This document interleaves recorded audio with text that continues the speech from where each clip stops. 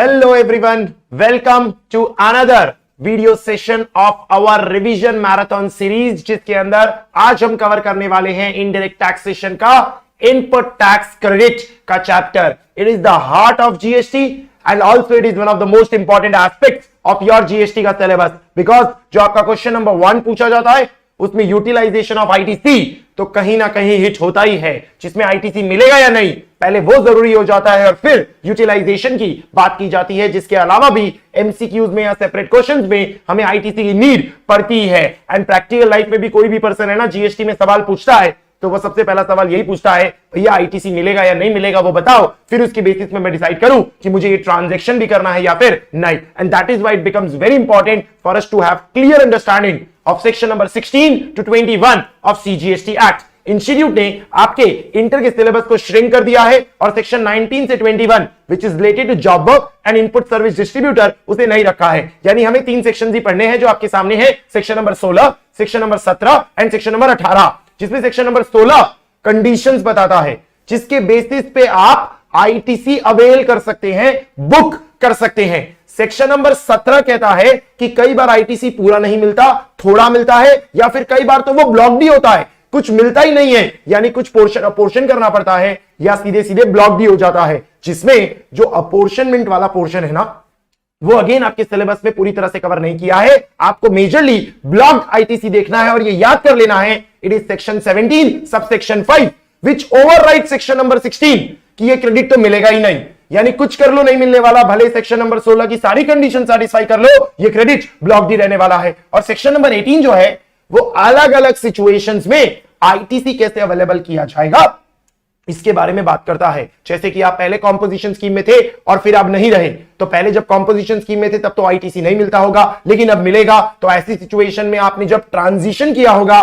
तब क्या किया जाएगा। सिमिलरली हो सकता है एग्जाम सप्लाई से अब आप टैक्सेबल सप्लाई करने लग गए हैं, पहले आप रजिस्टर्ड नहीं थे और अब आप रजिस्टर्ड हो गए हैं 20 साल में, तो ऐसे स्पेशल सर्कमस्टांसेस सेक्शन नंबर 18 में कवर किए जाएंगे। तो बिना वक्त बर्बाद किए पहले सेक्शन नंबर 16 के डिस्कशन पे चलते हैं। सेक्शन नंबर 16 सबसेक्शन 1 कहता है कुछ जनरल कंडीशंस है जो आपको पूरी करनी पड़ेगी तभी आप आईटीसी बुक कर सकते हैं। कुछ जनरल कंडीशंस है, 16.2, 16.3, 16.4 कुछ स्पेसिफिक कंडीशंस देते हैं जिसे आपको सब कुछ सैटिस्फाई करना है तभी आप आईटीसी बुक कर सकते हैं, अवेल कर सकते हैं। इस बात पे ध्यान देना, आईटीसी के 3 स्टेजेस होते हैं।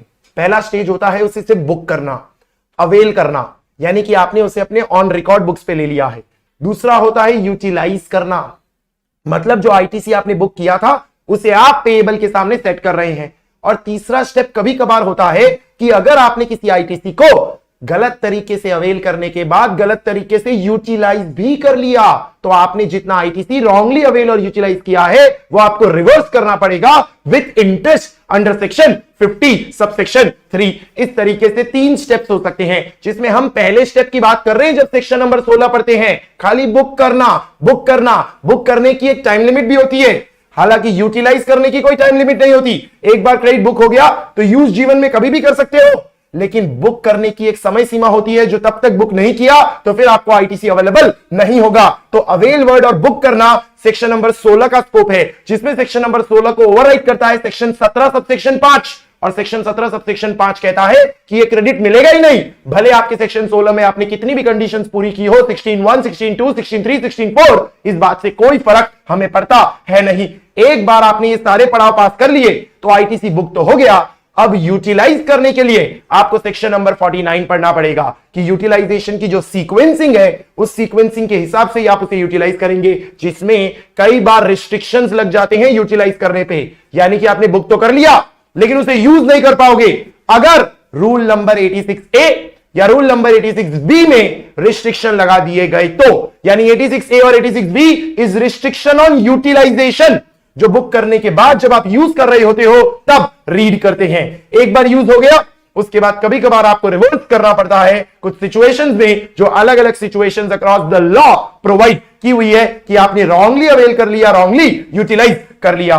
ये सेक्शन नंबर 16 और section number 17 and rule 86A और 86B की कहानी होगी। इसके अलावा चैप्टर में सेक्शन 17 में अपोर्शनमेंट ऑफ आईटीसी दिया है, मतलब आपने कोई सामान खरीदा और उसका इस्तेमाल आप थोड़ा कर रहे हैं बिजनेस में और थोड़ा कर रहे हैं पर्सनल में, या उससे आप कोई टैक्सेबल सप्लाई भी कर रहे हैं, एग्जाम सप्लाई भी कर रहे हैं, तो जो आईटीसी होगा ना वो पूरा नहीं मिलेगा, प्रपोर्शनेट ही मिलेगा, जितना प्रपोर्शन एट्रीब्यूटेबल होगा towards business and taxable supply, बाकी आपका आईटीसी रोक दिया जाएगा। ये सेक्शन 17 में कवर्ड है। हालांकि ये किया कैसे जाता है वो है नहीं आपके सिलेबस में, उसके रूल्स नंबर 42 एंड 43 इंक्लूड नहीं किए। हालांकि जो बैंक है उसके लिए थोड़ा कवरेज है, तो हमें 17 सबसेक्शन 4 बैंक के रिलेटेड पढ़ना होगा। एंड देन लास्ट में हम सेक्शन नंबर 18 देखेंगे, that is ITC special circumstances का, जो थोड़ा कम पूछा जाता है इंटर लेवल पे, लेकिन स्टिल आपको आइडिया होना चाहिए कि एमसीक्यूज या कभी किसी साल डिफिकल्ट पेपर आ गया तो आपके पास उसे करने का भी पॉसिबिलिटी क्रिएट हो जाए। तो स्टार्ट करते हैं हम सेक्शन नंबर 16 की कंडीशन से। सेक्शन नंबर 16 की कंडीशंस क्या है? सबसे पहले सेक्शन नंबर 16 सबसेक्शन 1, दो कंडीशंस। पहली कंडीशन, आप रजिस्टर्ड पर्सन होने चाहिए, एंड दूसरी कंडीशन, आप उस इनपुट कैपिटल गुड्स या फिर इनपुट सर्विस का इस्तेमाल बिजनेस के पर्पस के लिए कर रहे होने चाहिए। अगर आप रजिस्टर्ड पर्सन है एंड आपने कोई इनवर्ट सप्लाई लिया है which you are using for business, तो आपने दोनों कंडीशन सैटिस्फाई कर दी। अब आप सेक्शन 16 सबसेक्शन 2 की तरफ जा सकते हैं। अगर एक भी कंडीशन फेल हो गई ना, तुरंत आपका सोल्यूशन हो जाएगा, आईटीसी इज नॉट अवेलेबल, उसे हम सीधे सीधे कह देंगे वो एलिजिबल नहीं है। आपको क्यूमुलेटिवली सारी कंडीशन पूरी करनी है, तो 16(1) की दो कंडीशन याद रखनी है। पहली बात, रजिस्टर्ड पर्सन होना चाहिए, दूसरा आपने बिजनेस के लिए इस्तेमाल कर रहा होना चाहिए। देन आता है 16 सबसेक्शन 2, वेरी इंपॉर्टेंट। 16 सबसेक्शन 2 में 6 कंडीशंस है। मैं आपको रिकमेंड करूंगा क्लॉजेस के साथ याद रखो, क्योंकि इसमें कई सारे रीसेंट चेंजेस हुए हैं, फ्रेश अमेंडमेंट्स हुए हैं। 16 सबसेक्शन 2 क्लॉज ए कहता है आपके पास एक टैक्स पेइंग डॉक्यूमेंट होना चाहिए, तो ही आप आईटीसी ले सकते हैं, नहीं तो आप आईटीसी नहीं ले सकते। टैक्स पेइंग डॉक्यूमेंट मतलब टैक्स इनवॉइस होना चाहिए या डेबिट नोट होना चाहिए, जिसके बेसिस पे आप आईटीसी बुक करेंगे। इस टैक्स पेइंग डॉक्यूमेंट में यानी इनवॉइस में कम से कम 5 चीजें होनी चाहिए। अगर 5 से कम चीजें होंगी तो इनवॉइस होने के बावजूद माना जाएगा आपके पास इनवॉइस नहीं है एंड आप आईटीसी बुक नहीं कर पाएंगे। 5 चीजें आपको याद रखनी है। क्या क्या? वैल्यू ऑफ सप्लाई कवर्ड होना चाहिए, टैक्स चार्ज कवर होना चाहिए, जो गुड्स या सर्विसेज है उसका डिस्क्रिप्शन होना चाहिए, supplier as well as recipient का जीएसटीआईएन होना चाहिए, and place of supply mention होनी चाहिए अगर वो इंटर स्टेट सप्लाई है तो। अगर इंटर स्टेट सप्लाई नहीं है, इंट्रा स्टेट है, तो 4 चीजें भी मेंशन करोगे तो रेसिपिएंट को आईटीसी उस इनवॉइस के बेसिस पे मिल जाएगा। यानी क्या क्या? Value, tax, description, GSTIN of supplier as well as recipient, and place of supply only if it is an interstate supply. इन 5 चीजों के बेसिस पे उसे इनवॉइस मान लिया जाएगा, जिसके बेसिस पे रेसिपिएंट की कंडीशन ऑफ 16(2)(a) सैटिस्फाई हो जाएगी कि उसके पास टैक्स पेइंग डॉक्यूमेंट है। कई बार इनवॉइस नहीं होता, डेबिट नोट नहीं होता, लेकिन बिल ऑफ एंट्री होता है जो कस्टम्स के हिसाब से फाइल किया जाता है, या रिवाइज्ड इनवॉइस होता है, या इनपुट सर्विस डिस्ट्रीब्यूटर द्वारा इशू किया गया इनवॉइस होता है, या फिर 9 सबसेक्शन 4 के रिवर्स चार्ज के तहत रेसिपिएंट ने खुद ने इनवॉइस बनाया होता है, तो भी आप उसके बेसिस पे आईटीसी ले सकते हो। तो ये स्पेशल रेयर सिचुएशंस होती है, बाकी मेजरली तो टैक्स इनवॉइस या debit note issued under section 34 के हिसाब से आप आईटीसी बुक कर सकते हैं। ये 16(2)(a) में लिखा हुआ है, which is our third condition, क्योंकि 16(1) में 2 आ गई, 16(2)(a) की पहली कंडीशन हो गई। देन आता है 16(2)(a). 16(2)(a) कहता है कि आईटीसी तभी मिलेगा जब आपके जीएसटीआर 2B में रिफ्लेक्ट होगा। अगर आपके जीएसटीआर 2B में रिफ्लेक्ट नहीं हो रहा, आपको आईटीसी नहीं मिलेगा।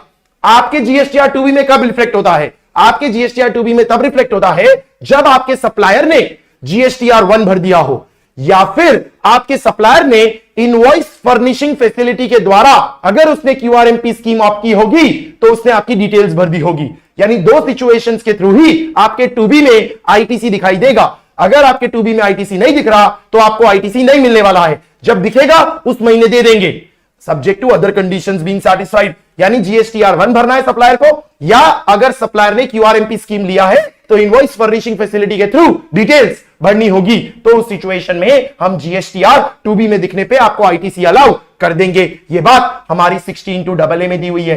16(2)(b) कहता है रिसीव हो गया होना चाहिए गुड्स या सर्विसेज, रिसीव हो गया होना चाहिए, मिल गया होना चाहिए कि सर्विस मिल गई है, गुड्स मिल गए हैं। अगर मिल गए हैं तो ही आपको आईटीसी देंगे, नहीं तो नहीं देंगे एज पर 16(2)(b). अब इसमें एक एक्सप्लेनेशन है। एक्सप्लेनेशन क्या है कि कभी कभार bill to ship to sale के मॉडल में, bill to ship to sale के मॉडल में जो पर्सन ने रेसिपिएंट है उसे सामान रिसीव होता ही नहीं है। Bill to ship to sale के मॉडल में सामान रिसीव होता ही नहीं है, सामान सीधे किसी थर्ड पार्टी को रिसीव हो जाता है। तो ऐसी सिचुएशन में तो ये कंडीशन कभी सैटिस्फाई नहीं होगी।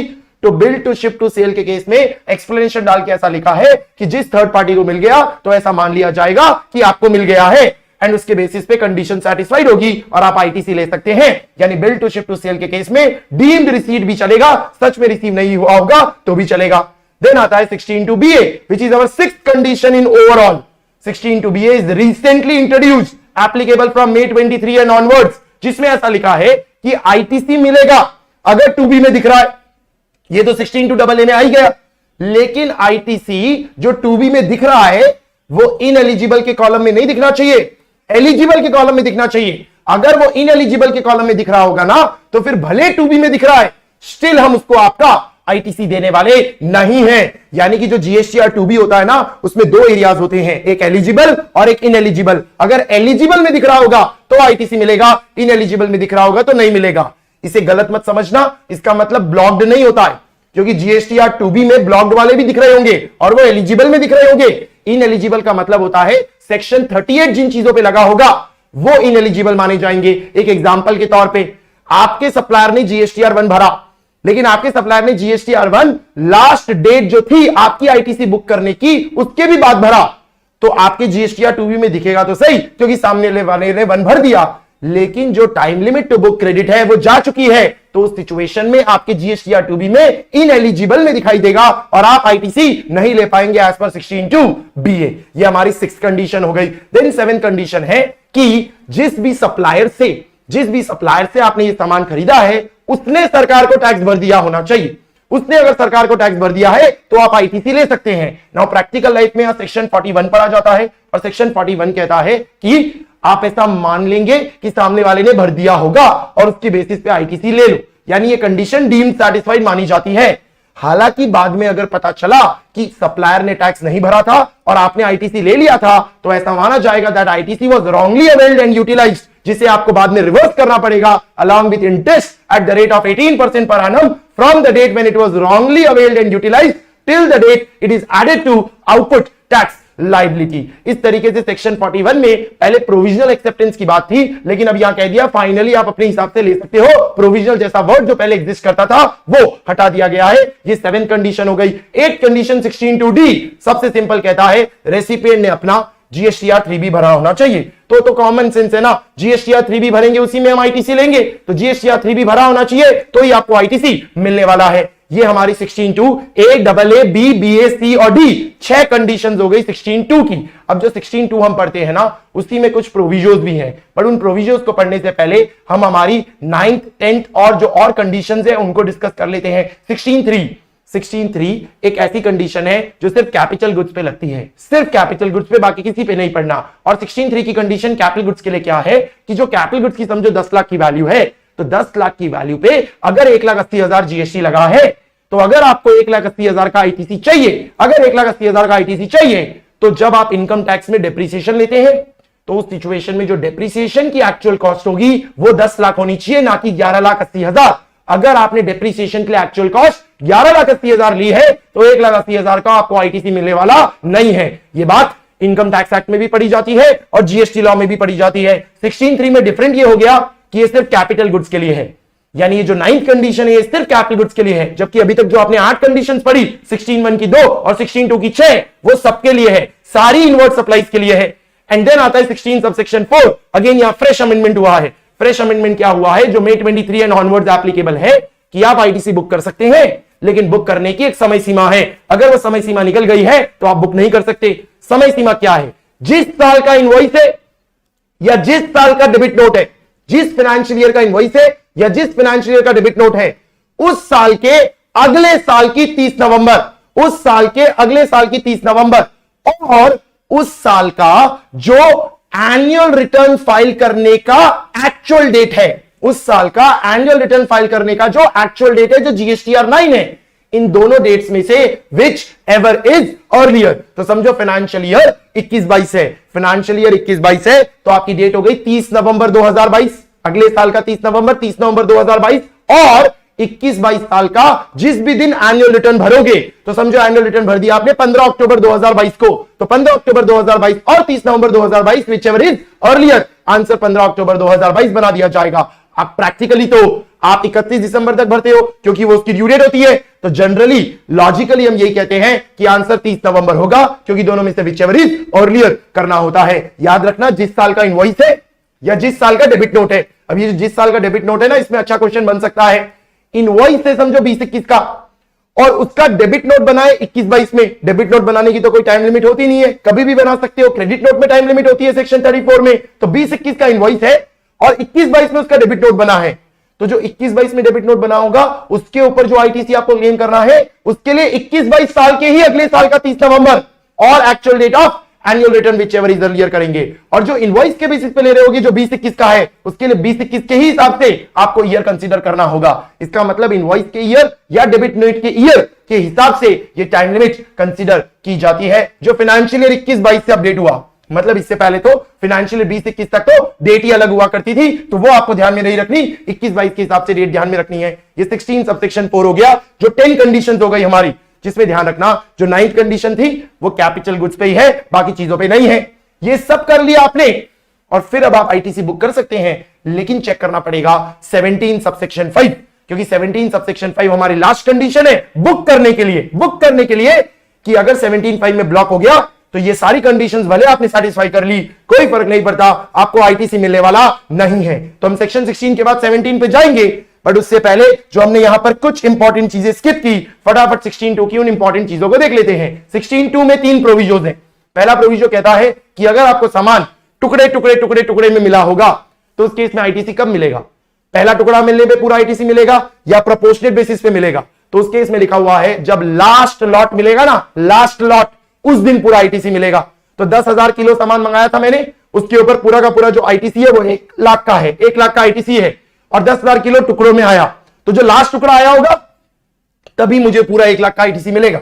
जब तक लास्ट टुकड़ा नहीं आएगा तब तक मुझे कोई आईटीसी मिलने वाला नहीं है उस इनवॉइस के रिलेटेड जो इनवॉइस के ऊपर डिलीवरी चालान टुकड़े में भेजा गया है। That is the first proviso. Second proviso क्या है जो इस बार अमेंड हुआ है और यहां पे एक सिग्निफिकेंट अमेंड किया गया। सेकंड प्रोविजो पहले तो कहता गया है कि जब भी आपने सप्लायर से कोई सामान खरीदा एज अ रेसिपिएंट तो आपने सारी कंडीशंस यूज करके आईटीसी बुक कर लिया होगा, उसे यूज कर लिया होगा। बट अगर आपने सप्लायर को पे नहीं किया, क्या पे नहीं किया? The value of goods and services plus GST, value of goods and services plus GST. अगर आपने पे नहीं किया, कब तक? Within 180 days from the date of invoice. So whatever is the actual date of invoice, उसमें plus 180 दिन करना है। तो अगर प्लस 180 दिन करने पे जो दिन आया वहां तक आपने पेमेंट नहीं की, किस चीज की? वैल्यू प्लस जीएसटी की, तो उस सिचुएशन में जिस भी महीने में वो 180वां दिन आ रहा होगा, 180th डे आ रहा होगा, उस महीने के रिटर्न में आपको लिए हुए आईटीसी को जिसको आप यूटिलाइज कर चुके थे उसे रिवर्स करना होगा। तो समझो डेट ऑफ इनवॉइस आपकी कुछ थी जनवरी की, समझो जनवरी की कोई डेट थी, तो वो डेट में आपने प्लस 180 डेज किया। प्लस 180 डेज करने पे जुलाई की कोई डेट आएगी, जुलाई की जो भी डेट आएगी तो आपको जुलाई के रिटर्न में मतलब 20 अगस्त तक, जुलाई के रिटर्न में मतलब 20 अगस्त तक जो जीएसटीआर 3B भरोगे उस जीएसटीआर 3B में उस क्रेडिट को रिवर्स करना होगा। अगर आपने उसे बुक करने के साथ साथ यूटिलाइज भी कर लिया होगा तो, और रिवर्स जब आप करोगे तो उस पर 18% ब्याज लगेगा, 18% ब्याज लगेगा from the date after the date of utilising ITC. जब भी यूटिलाइज किया होगा उसके अगले दिन से लेके जिस दिन आपने आउटपुट टैक्स लायबिलिटी में उसे ऐड किया होगा उतना ब्याज देना होगा। अब आपने समझो ये पेमेंट नहीं की 180 दिन में और रिवर्स हो गया और आपने ब्याज वगैरह भी दे दिया और अब आपने पेमेंट कर दी। तो अब जब आपने पेमेंट कर दी तो अब ये पेमेंट कभी भी की होगी, 1 साल बाद, 2 साल बाद, 4 साल बाद आपको वापस आईटीसी हम बुक करने दे देंगे विदाउट एनी टाइम लिमिट, जबकि अदरवाइज तो आईटीसी बुक करने की 16(4) में टाइम लिमिट है, लेकिन यहां रीबुक करने के लिए आपको कोई टाइम लिमिट फॉलो नहीं करनी। ये जो प्रोविजो है वो 3 सिचुएशंस पे नहीं लगता है। 3 कौन सी सिचुएशंस? जब रिवर्स चार्ज में टैक्स पेबल है, जब कंसिडरेशन ही नहीं है, या फिर जब कोई ऐसा अमाउंट है which the supplier is liable to pay but it has been incurred by the recipient, जो हम वैल्यूएशन में 15(2) पढ़ते वक्त देखते हैं। तो ये 3 सिचुएशंस में कोई सेकंड प्रोविजो नहीं लगाया जाएगा। और थर्ड प्रोविजो तो वन लाइनर है कि जब आप कोई टैक्स रिवर्स चार्ज में पे करते हैं तो उसका भी आपको आईटीसी मिलेगा। दैट्स इट, इतना ही ध्यान में हमें रखना है। ये हमारा सेक्शन नंबर 16 पूरा कंप्लीट हो जाता है। सेक्शन 16 कंप्लीट हो जाता है तो उसके बाद अब हम आ जाते हैं 17 सबसेक्शन 5 पे। 17 subsection 5 where we talk about blocked ITC which override section number 16। यानी अगर यहां कोई बात आ गई तो फिर भले आपने सेक्शन 16 की सारी कंडीशंस पूरी कर ली थी, आपको आईटीसी मिलने वाला नहीं है। यहां के पॉइंट्स बड़े इंपॉर्टेंट होते हैं। यहां पहले पॉइंट में क्या लिखा है, अगर आपने कोई मोटर व्हीकल ली है जिससे आप पर्सन ट्रांसपोर्ट करने वाले हैं, लोगों को ट्रांसपोर्ट करने वाले हैं, जिसकी अप्रूव्ड सीटिंग कैपेसिटी 13 लोग तक है इंक्लूडिंग द ड्राइवर, तो उस मोटर व्हीकल पे हम आपको आईटीसी नहीं देने वाले हैं। ब्लॉक दे आप रो या गाओ, नहीं मिलेगा आईटीसी। भले सारी कंडीशन सेटिस्फाई करके बिजनेस के लिए यूज कर रहे हो, रजिस्टर्ड पर्सन हो, जीएसटी 2B में दिख रहा है, एलिजिबल में दिख रहा है, इनवॉइस भी है, सप्लायर ने भी पे कर दिया, जो बोलना है बोलो, आईटीसी नहीं मिलेगा। यहां मोटर व्हीकल का मतलब होता है जिस व्हीकल का कैपेसिटी 25 सीसी से ज्यादा होता है। 25 सीसी से ज्यादा मतलब जो बाइसिकल वगैरह होती है वो मोटर व्हीकल नहीं होती है, उस पे हम आपको आईटीसी दे देंगे। लेकिन जो आपकी 2 व्हीलर्स होती है, 3 व्हीलर्स होती है, 4 व्हीलर्स होती है, उन पे हम आपको आईटीसी नहीं दे पाएंगे अगर उनकी बैठने की जो क्षमता पास की हुई है as per the motor vehicles act वो 13 लोग तक है इंक्लूडिंग द ड्राइवर। हालांकि कुछ सिचुएशंस में ये क्रेडिट अलाउ किया गया है। कौन सी सिचुएशंस में, अगर मेरा काम ही मोटर व्हीकल खरीद के बेचना है तो उस सिचुएशन में मुझे तो आपको आईटीसी देना पड़ेगा, क्योंकि मेरा धंधा ही वही है। अगर मेरा काम है ट्रांसपोर्टेशन ऑफ पैसेंजर की सर्विस देना, जैसे कि फॉर एग्जांपल मैं गाड़ियां लेके टैक्सी चलाता हूं, तो गाड़ियां खरीद के अगर टैक्सी वगैरह चलाता हूं तो मेरा काम ही ट्रांसपोर्टेशन ऑफ पैसेंजर है, तो उस केस में मैंने कोई इनोवा वगैरह खरीदी होगी तो उसके ऊपर मुझे आईटीसी मिलेगा। या फिर मेरा काम है इन मोटर व्हीकल्स को चलाना कैसे है ये सिखाना, यानी मेरी ड्राइविंग एंड ट्रेनिंग स्कूल है, तो उस केस में मैं ये मोटर व्हीकल खरीदता हूं और उसको चलाना सिखाता हूं, तो उस केस में मुझे आईटीसी मिलेगा। या फिर ये ट्रांसपोर्टेशन ऑफ गुड्स के लिए लिया है, यानी आपने ट्रक लिया है, टेम्पो लिया है, जेसीबी लिया है, डंपर लिया है, लॉरी लिया है, टिप्पर लिया है, ऐसा कुछ भी लिया है तो हम आईटीसी देंगे, कोई प्रॉब्लम नहीं है। ये एक्सेप्शंस है, इनमें आईटीसी अवेलेबल होगा। ऑब्वियसली सब्जेक्ट टू सेक्शन 16 की कंडीशंस वो आपने पूरी की होगी तो ये आपको आईटीसी मिलने वाला है। ये पहली बात हो गई। दूसरी बात, कोई भी वेसल या एयरक्राफ्ट है उस पर आईटीसी नहीं मिलेगा। कोई भी वेसल या एयरक्राफ्ट, फॉर एग्जांपल किसी कंपनी ने अपनी एमडी के लिए एक एयरक्राफ्ट खरीदा है ताकि उसका ट्रांसपोर्टेशन हो सके बिजनेस पर्पस के लिए, नहीं मिलेगा ITC. It is not allowed. Same तरीके से क्रूज खरीदा है या याच खरीदी है, बोट खरीदी है, वेसल खरीदा है, नहीं मिलेगा। हालांकि अगर किसी का काम वेसल एयरक्राफ्ट खरीद के बेचना ही है तो उसे मिल जाएगा। अगर किसी का काम ये शिप खरीद के शिप में ट्रांसपोर्टेशन की सर्विस प्रोवाइड करना है कि भाई हमने शिप खरीदी है और अब हम फेरी लगाते हैं, तो उस केस में हमको आईटीसी मिल जाएगा। या फिर हमने ये वेसल खरीदा है ताकि हम इसे चलाना सिखा सके, हमने ये एयरक्राफ्ट खरीदा है ताकि हम इसे चलाना सिखा सके, तो उस केस में आईटीसी मिल जाएगा। या आपने वेसल या एयरक्राफ्ट कार्गो वाला लिया है, मतलब पर्सन के ट्रांसपोर्ट के लिए नहीं है, गुड्स के ट्रांसपोर्ट के लिए है, तो भी हम आपको आईटीसी दे देंगे, कोई प्रॉब्लम नहीं है। तीसरा पॉइंट आ जाता है, जो मोटर व्हीकल, वेसल या एयरक्राफ्ट पे हमने आईटीसी ब्लॉक किया, जिन पे ब्लॉक किया, उन्हीं पे अगर आपने इंश्योरेंस का कोई प्रीमियम दिया, सर्विसिंग का कोई चार्ज दिया, रिपेयर मेंटेनेंस का कोई चार्ज दिया, तो उन पे भी आईटीसी नहीं मिलेगा। अगर इन्हीं वेसल्स, एयरक्राफ्ट और व्हीकल पे हमने ये तरह की सर्विसेज ली है तो इन सर्विसेज का भी आईटीसी नहीं मिलेगा। हालांकि एक्सेप्शन वाला था, तो फिर सर्विसेज, जनरल इंश्योरेंस का भी आईटीसी मिल जाएगा। जैसे कि मैं होंडा हूं, मेरा काम है मोटर व्हीकल खरीद के बेचना, और मैंने उस मोटर व्हीकल पे सर्विसिंग कराई या उस मोटर व्हीकल पे इंश्योरेंस प्रीमियम दिया, तो उस पे जो जीएसटी लगा होगा वो मुझे आईटीसी मिल जाएगा, क्योंकि मैं एक्सेप्शन में फॉल होता हूं। क्लियर किया हुआ है इसके अंदर। अगर किसी का काम ही इंश्योरेंस वगैरह का होगा तो उस केस में हम उसको तो आईटीसी अलाउ करेंगे, उसे रोकने वाले नहीं है। जैसे को इंश्योरेंस, री इंश्योरेंस वगैरह होता है, उनको हम अलाउ कर देंगे। नेक्स्ट पॉइंट के अंदर लिखा है फूड बेवरेज या आउटडोर केटरिंग, खाने पीने का सामान रेस्टोरेंट में जाके खाया या किसी केटरर को बुला के खाया पिया, तो उस पर कोई आईटीसी नहीं मिलेगा। कॉस्मेटिक, ब्यूटी, हेल्थ या प्लास्टिक सर्जरी कराई, उस पर कोई आईटीसी मिलने वाला नहीं है, वो पूरी तरह से ब्लॉक्ड रहेगा।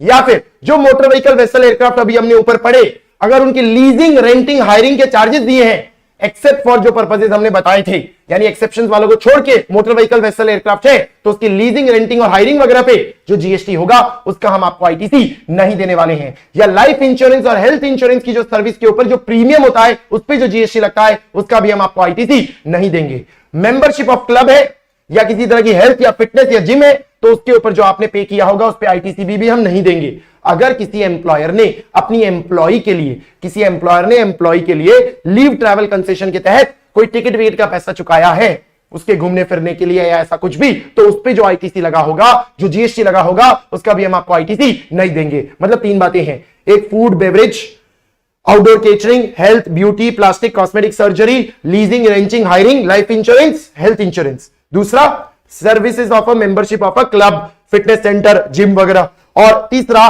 कोई ट्रैवल बेनिफिट प्रोवाइड किया है एम्प्लॉयर ने अपने एम्प्लॉय को फॉर वेकेशन, जैसे कि कोई लीव ट्रैवल या होम कंसेशन जो हम प्रोवाइड करते हैं इनकम टैक्स के अंदर 10 क्लॉज 5 में, उस तरह का कोई कंसेशन वगैरह दिया है तो जो जीएसटी लगा होगा उसका आईटीसी ब्लॉक्ड है। हालांकि फिर इसमें एक्सेप्शंस है और यहां एक फ्रेश अमेंडमेंट हुआ है।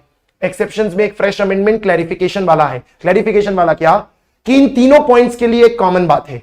तीनों पॉइंट्स के लिए कॉमन बात है। तीनों पॉइंट्स के लिए कॉमन बात क्या है कि अगर किसी एम्प्लॉयर ने एम्प्लॉय को इधर दी हुई बातों में से कुछ भी प्रोवाइड किया है और वो प्रोवाइड करना उसके लिए मैंडेटरी था एज पर एनी लॉ, तो फिर उस सिचुएशन में एम्प्लॉयर को उस खर्चे पे जो जीएसटी लगा होगा हम उसका आईटीसी दे देंगे। For example, as per factories act एक मेस या कैंटीन मेंटेन करनी होती है और अपने एम्प्लॉइज को खाना वगैरह प्रोवाइड करना होता है, तो वैसे तो फूड और बेवरेज पे हमने कहा कि ब्लॉक्ड होगा आईटीसी, बट क्योंकि एज पर फैक्ट्रीज एक्ट है, एज पर कानून है, हम यहां पर एम्प्लॉयर का जो भी खर्चा होगा फूड और बेवरेज पे, उस पे जो जीएसटी लगा होगा उसका हम आईटीसी अलाउ कर देंगे। या दूसरा बहुत सिंपल सा एक्सेप्शन जो यहां दिया है, अगर इनवर्ड और आउटवर्ड सेम कैटेगरी का है, मतलब अपना बिजनेस ही यही है, बिजनेस ही यही है, मतलब मैं केटरर हूं, किसी से केटरिंग की सर्विस लेता हूं और किसी को केटरिंग की सर्विस देता हूं, तो मैंने जो केटरिंग की सर्विस ली होगी क्योंकि मेरा काम ही आउटडोर का भी केटरिंग का ही है, तो उस सिचुएशन में मुझे उसके ऊपर जो जीएसटी लगा होगा वो आईटीसी मिल जाएगा। फॉर एग्जांपल, कोई मिस्टर मेहता है, उस मिस्टर मेहता ने मुझे कॉन्ट्रैक्ट दिया उसके किसी बिजनेस फंक्शन का केटरिंग वगैरह का, 10 लाख का बिल बना, उस पर जीएसटी है, तो उसके ऊपर सामने वाले को तो आईटीसी नहीं मिलेगा। अब मैंने मिस्टर मेहता के इस कॉन्ट्रैक्ट के लिए किसी और पर्सन को पकड़ा और उसको सब कॉन्ट्रैक्ट किया, कुछ काम या सारा काम जो भी होगा कुछ सब कॉन्ट्रैक्ट किया, तो उसने जो बिल बना के मुझे जीएसटी लगा के दिया होगा उसमें मुझे आईटीसी मिल जाएगा, क्योंकि मेरे लिए तो inward and outward is of the same category. ये हमारे 4th पॉइंट में कवर हो जाता है। नेक्स्ट पॉइंट हमारा आता है वर्क्स कॉन्ट्रैक्ट का। Works contract for construction of immovable property. Immovable property मतलब मटेरियल भी लगा है, लेबर भी लगा है, जमीन की भी बात हो रही है, दैट इज वर्क्स कॉन्ट्रैक्ट जो 2 क्लॉज 119 में डिफाइंड है। तो वर्क्स कॉन्ट्रैक्ट के कंस्ट्रक्शन के लिए अगर इमूवेबल प्रॉपर्टी बनती है तो उस पर आपको आईटीसी नहीं मिलेगा। जैसे मैंने किसी को कॉन्ट्रैक्ट दिया कि ये पूरी की पूरी ऑफिस बिल्डिंग आपको बनानी है, ऑफिस बिल्डिंग पूरी बनानी है, जिसके लिए मैं तुमको 2 करोड़ दूंगा, उस पे प्लस जीएसटी लगेगा क्योंकि ये कंस्ट्रक्शन कॉन्ट्रैक्ट है, this is a supply of service, तो 2 करोड़ पे जीएसटी लगेगा, मुझे आईटीसी नहीं मिलने वाला है बिकॉज वो वर्क्स कॉन्ट्रैक्ट है। हालांकि जिसका काम ही यही है, यानी कि inward and outward is of the same category, कि मैंने जिसको वर्क्स कॉन्ट्रैक्ट दिया उसने आगे किसी को सब कॉन्ट्रैक्ट किया, तो जिसको मैंने वर्क्स कॉन्ट्रैक्ट दिया होगा उसने जिसको सब कॉन्ट्रैक्ट किया होगा उस पे जो जीएसटी होगा उसका आईटीसी उसको मिल जाएगा। या फिर देयर इज एन एक्सेप्शन, अगर वर्क्स कॉन्ट्रैक्ट से एक ऐसी मूवेबल प्रॉपर्टी कंस्ट्रक्ट हो रही है which is a plant and machinery, तो उस केस में भी आईटीसी मिल जाता है, फिर आईटीसी ब्लॉक नहीं है। जिसमें प्लांट एंड मशीनरी की डेफिनेशन क्लियर की हुई है, कोई एपैरेटस है, इक्विपमेंट है, मशीनरी है which is fixed to earth by foundation, यानी कि वो जमीन से जुड़ा हुआ है, तभी तो वो इमूवेबल की कैटेगरी में आएगा, तो हम उस केस में आईटीसी देंगे। हालांकि 3 चीजों को क्लियरली एक्सक्लूड किया है, मतलब इन पे आईटीसी नहीं मिलेगी। कोई लैंड है, बिल्डिंग है, सिविल स्ट्रक्चर है, आईटीसी नहीं मिलेगी। टेलीकम्युनिकेशन टावर्स खड़े करके दिए हैं, आईटीसी नहीं मिलेगा। या फिर किसी फैक्ट्री के बाहर पाइपलाइन लगा के दी है तो भी आईटीसी नहीं मिलेगा। यहां समझना, कंस्ट्रक्शन का मतलब सिर्फ कंस्ट्रक्शन कोई बड़ी चीज का नहीं, repair, renovation, alteration, addition, deletion सब कुछ कवर किया जाता है, एंड दैट इज वाई ये क्लैरिफिकेशन जरूरी है। अगर आपने किसी तरह का रिपेयर, रिनोवेशन या ऐसा कुछ भी कराया है और उस पे जो खर्चा हुआ वर्क्स कॉन्ट्रैक्ट का, उस पे जो जीएसटी लगा है उसका अगर आपको आईटीसी चाहिए तो उसे आपने अपने बुक्स में राइट ऑफ किया होना चाहिए, यानी पीएनएल में डाला होना चाहिए। अगर आपने उसे अपने प्रॉफिट एंड लॉस में डाला होगा तो उस केस में वर्क्स कॉन्ट्रैक्ट के ऊपर जो जीएसटी लगा होगा उसका आईटीसी मिल जाएगा। हालांकि अगर आपने उसे अपने बुक्स में कैपिटलाइज किया होगा तो उसके ऊपर जो जीएसटी है उसका आपको आईटीसी मिलने वाला नहीं है। जैसे वर्क्स कॉन्ट्रैक्ट कवर हुआ वैसे ही हूबहू कॉपी पेस्ट करके कह दिया कि किसी ने किसी को वर्क्स कॉन्ट्रैक्ट नहीं दिया, उसने खुद ही सारे गुड्स एंड सर्विसेज खरीद लिए, कि मैंने किसी को ऑफिस बिल्डिंग का काम नहीं दिया, मैंने बोला मैं खुद सीमेंट ले आऊंगा, खुद टाइल्स ले आऊंगा, खुद इंटीरियर डेकोरेटर ले आऊंगा और सब कुछ इकट्ठा करके खुद कंस्ट्रक्ट कर दूंगा ऑफिस बिल्डिंग, तो मैंने अलग अलग गुड्स एंड सर्विसेज के लिए पेमेंट किया होगा जिन सब पे जीएसटी लगा होगा, उन सब जीएसटी का भी आईटीसी नहीं मिलेगा। यानी आप किसी को वर्क्स कॉन्ट्रैक्ट दो या कंस्ट्रक्शन करवाओ कोई फर्क नहीं पड़ता, बाकी सारी चीजें कॉपी पेस्ट होगी। मतलब अगर मेरा काम ही कंस्ट्रक्शन का है तो मैंने ये सब खरीदा होगा किसी को कंस्ट्रक्ट करके देने के लिए, तो मुझे आईटीसी मिल जाएगा। या फिर मैं प्लांट एंड मशीनरी का कंस्ट्रक्शन कर रहा हूं which is fixed to earth by foundation, apparatus, equipment, machinery, तो मिल जाएगा। लैंड, बिल्डिंग, सिविल स्ट्रक्चर होगी, टेलीकम्युनिकेशन टावर होगा, pipeline laid outside factory premise होगा तो नहीं मिलेगा। एंड सिमिलरली अगर रिपेयर वगैरह के नेचर में है और बुक्स में उसको राइट ऑफ किया है तो आईटीसी मिल जाएगा, पर अगर कैपिटलाइज किया है तो नहीं मिलने वाला है।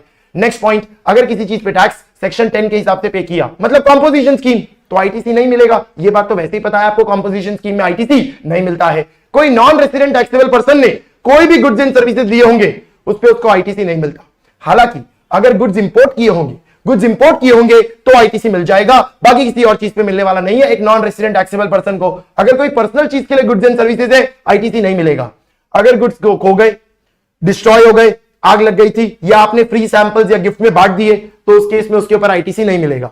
तो मैं अगर बहुत सारा सामान लेके आया और वो मैंने फ्री गिफ्ट्स बांट दिए या फ्री सैंपल्स बांट दिए, तो उस सिचुएशन में उस सामान को जब मैंने खरीदा होगा तो उस पर जो जीएसटी लगा उसका आईटीसी ब्लॉक्ड होगा। एंड अगर मैंने कोई टैक्स पे किया है एज पर सेक्शन 64, 129 या 130, बेसिकली ये तब पे करना पड़ता है जब आपको नोटिस आता है, और नोटिस आ जाने पे आपने डिमांड रेज हो जाने के बाद पे किया। 74 में डिमांड आई, 129 में कोई सामान डिटेन वगैरह किया गया, या 130 में आपका सामान कॉन्फिस्केट किया गया और आपने कुछ टैक्स पे किया, तो उसका आईटीसी आपको अलाउ नहीं किया जाएगा। जो रिवर्स चार्ज में पे करते हो उसका आईटीसी आपको अलाउ किया जाता है। सेक्शन 17 सबसेक्शन 5 में एक नया पॉइंट ऐड किया है जिसे 1 अक्टूबर 2023 से इफेक्ट में लाया गया है। ऐड फाइनेंस एक्ट ने किया था पर वो इफेक्ट से 1 अक्टूबर से आया है। क्या ऐड किया गया है? ब्लॉक्ड क्रेडिट्स में goods or services or both received by a taxable person which are used or intended to be used for activities related to his obligations under CSR referred to in section 135 of the Companies Act। ये क्या कह रहे हैं कि अगर कोई company अपनी CSR obligations को मीट करने के लिए गुड्स एंड सर्विसेज प्रोक्योर करती है, तो उन गुड्स एंड सर्विसेज पे जो जीएसटी लगा होगा उसका क्रेडिट ब्लॉक्ड है। बस दैट्स इट। यानी ब्लॉक क्रेडिट्स के बाकी पॉइंट्स तो आप जैसे पढ़ते थे वैसे ही हैं, उसमें एक बात ऐड हो गई। तो मैं कंपनी हूं, मैंने डिसाइड किया कि मैं गरीबों में कुछ पर्टिकुलर प्रोडक्ट्स बांटूंगा, वो मेरा सीएसआर होगा। वो 2% मीट करने के लिए जो आप कंपनीज लॉ के सेक्शन 135 में पढ़ते हैं of the average net profits of the 3 preceding financial years, तो वो मीट करने के लिए जिन कंपनियों पे एप्लीकेबल होता है उन्होंने वो प्रोडक्ट्स खरीदे मार्केट से ताकि वो डिस्ट्रीब्यूट कर सके फ्री में पुअर पीपल को, ताकि वो अपनी ऑब्लिगेशन पूरी कर सके। तो ये प्रोडक्ट्स जब इन्होंने खरीदे होंगे तो उस प्रोडक्ट्स पे जो जीएसटी भरा होगा कंपनी ने, उसका आईटीसी नहीं मिलेगा, वो कॉस्ट का पार्ट बनेगा, आप उसका आईटीसी बुक नहीं कर सकते, वो ब्लॉक्ड है। बस इतना ही है। यानी समझने के लिए तो कोई बहुत बड़ा चेंज नहीं हुआ है, बहुत ही सिंपल सा चेंज ब्लॉक क्रेडिट के अंदर एक पॉइंट ऐड कर दिया गया है। ये सेक्शन 17 सबसेक्शन 5 के हमारे सारे पॉइंटर्स हो गए, जिसके साथ अब हमें यह पता चल गया बुक करने के लिए क्या करना है। अब आपने बुक कर लिया तो बुक करने के बाद आप इसको क्या करने जाएंगे? यूटिलाइज करने जाएंगे। यूटिलाइज करने के लिए आपको एक फॉर्मेट की सीक्वेंसिंग ध्यान में रखनी है। क्या ध्यान में रखना है? आईटीसी यूटिलाइज करने का एक पर्टिकुलर तरीका है और वो पर्टिकुलर तरीका ही आपको फॉलो करना पड़ेगा। और वो तरीका क्या है? स्टेप नंबर 1, सबसे पहले आईजीएसटी का आईटीसी उठा के आईजीएसटी के पेबल के सामने सेट करते हैं। स्टेप 1 वही है। दूसरा स्टेप क्या है? अब जो और आईजीएसटी आईटीसी बच गया उसको उठा के सीजीएसटी पेबल के सामने भी डाल सकते हो, एसजीएसटी पेबल के सामने भी डाल सकते हो, किसी भी ऑर्डर में, किसी भी प्रपोर्शन में। मतलब सीजीएसटी एसजीएसटी के सामने 50-50 करो, 100-0 करो, 0-100 करो, चलेगा। बट पहला स्टेप तो क्या है? आईजीएसटी आईटीसी को उठा के आईजीएसटी पेबल के सामने डालना है और फिर आईजीएसटी आईटीसी जो और बचा होगा उसको सीजीएसटी एसजीएसटी पेबल के सामने किसी भी ऑर्डर, किसी भी प्रपोर्शन में डाल सकते हो। यहां एक बहुत इंपॉर्टेंट वार्निंग है। वार्निंग क्या है? एग्जाम में कई बार इंस्टीट्यूट क्वेश्चन बनाते वक्त ऐसा कहती है, कंप्यूट नेट जीएसटी लाइबिलिटी की जगह compute minimum GST liability. Minimum जिससे आपका पेबल जो आपको बैंक से देना है वो कम से कम आए। या कई बार कहती है कंप्यूट मिनिमम सीजीएसटी लाइबिलिटी, मतलब भले एसजीएसटी ज्यादा आ जाए पर सीजीएसटी कम से कम आए। ऐसी कोई भी बात अगर क्वेश्चन में लिखी है तो ये एनी ऑर्डर एनी प्रपोर्शन में आपको वो ऑर्डर या वो प्रपोर्शन लेना होगा जिससे दी हुई बात सेटिस्फाई हो सके। यानी अगर बोला है मिनिमम सीजीएसटी लाइबिलिटी निकालो, तो उस केस में यहां एनी ऑर्डर एनी प्रपोर्शन में सेट पूरी तरह से किसको करने जाना? सीजीएसटी। और एसजीएसटी को कम सेट करना जो भी ऑर्डर या प्रपोर्शन होगा, ताकि आपकी सीजीएसटी की लाइबिलिटी कम से कम आए, ये ध्यान में रखना। तो ये एक छोटी सी जरूरी बात हो गई। ये सेकंड स्टेप हो गया। सेकंड स्टेप के बाद आपको एक छोटा सा सवाल पूछना है, क्या आईजीएसटी का आईटीसी एग्जॉस्ट हो गया? अगर आईजीएसटी का आईटीसी एग्जॉस्ट हो गया तो उस सिचुएशन में आप आगे बढ़ेंगे। और अगर आप कहते हो आईजीएसटी का आईटीसी एग्जॉस्ट नहीं हुआ, तो अगर आईजीएसटी का आईटीसी अभी भी एग्जॉस्ट नहीं हुआ और आईजीएसटी पेबल भी साफ हो गया है, सीजीएसटी पेबल भी साफ हो गया है, एसजीएसटी पेबल भी साफ हो गया है, तो क्वेश्चन खत्म हो गया ना। क्योंकि आईजीएसटी का आईटीसी अभी तक पढ़ा ही है और सीजीएसटी आईटीसी और एसजीएसटी आईटीसी भी पढ़ा है, यानी वो तीनों आईटीसी को आपको क्या करना पड़ेगा? Carry forward. बात ही खत्म हो गई। लेकिन जनरली आईजीएसटी का आईटीसी खत्म हो जाएगा क्योंकि प्रैक्टिकली पेबल बड़े होंगे और आईटीसी छोटे होंगे। रेयरली कभी स्टॉक इकट्ठा हो गया होगा तो ऐसा हो सकता है, बाकी तो अदरवाइज हमेशा सेट हो जाएगा। सेट हो जाएगा तो आप आगे 4th और 5th स्टेप फॉलो करेंगे। 4th स्टेप में अब आप क्या करेंगे? अब आप सीजीएसटी आईटीसी पकड़ेंगे और बचे हुए सीजीएसटी पेबल के सामने सेट कर देंगे। एसजीएसटी आईटीसी पकड़ेंगे और बचे हुए एसजीएसटी पेबल के सामने सेट कर देंगे। ये आपका fourth and fifth step parallelly किया जाएगा। सीजीएसटी का आईटीसी उठा के रिमेनिंग सीजीएसटी पेबल के सामने एंड एसजीएसटी का आईटीसी उठा के रिमेनिंग एसजीएसटी पेबल के सामने। इसके बाद अगर अभी भी आपके पास सीजीएसटी आईटीसी बचा है तो उसका इस्तेमाल करोगे आईजीएसटी पेबल को सेट करने के लिए, अगर वो बचा होगा तो। और अगर इसके बाद भी आईजीएसटी पेबल बचा है और एसजीएसटी आईटीसी भी है तो एसजीएसटी आईटीसी को यूज करोगे आईजीएसटी पेबल को सेट करने के लिए। यानी आपके दिमाग में 6 आइटम्स हो गए, CGST, SGST, IGST ITC, CGST, SGST, IGST payable. पहले आईजीएसटी आईटीसी को उठाओ और आईजीएसटी पेबल के सामने सेट करो, ये हो जाए, फिर आईजीएसटी आईटीसी को उठाओ और सीजीएसटी एसजीएसटी पेबल के सामने एनी ऑर्डर एनी प्रपोर्शन में सेट करो। ये हो जाए तो चेक करो कि आईजीएसटी आईटीसी बचा है या खत्म हो गया। अगर बचा है तो तीनों आईटीसी को कैरी फॉरवर्ड कर दो टू नेक्स्ट मंथ, क्वेश्चन खत्म हो गया। बट अगर खत्म हो गया तो अब आप सीजीएसटी आईटीसी को उठा के बचे हुए सीजीएसटी पेबल के सामने डालो, एसजीएसटी आईटीसी को उठा के बचे हुए एसजीएसटी पेबल के सामने डालो। इसके बाद अगर अब अभी आपके पास सीजीएसटी आईटीसी और एसजीएसटी आईटीसी दोनों बचा है तो सीजीएसटी आईटीसी को पहले यूज करो आईजीएसटी पेबल अगर वो कुछ बचा है, और एसजीएसटी आईटीसी को यूज करो अगर आईजीएसटी पेबल अभी भी कुछ बचा है। अगर इनमें से सारे पेबल खत्म हो गए होंगे तो जो क्रेडिट्स बच गए उनको सीधे कैरी कर दोगे।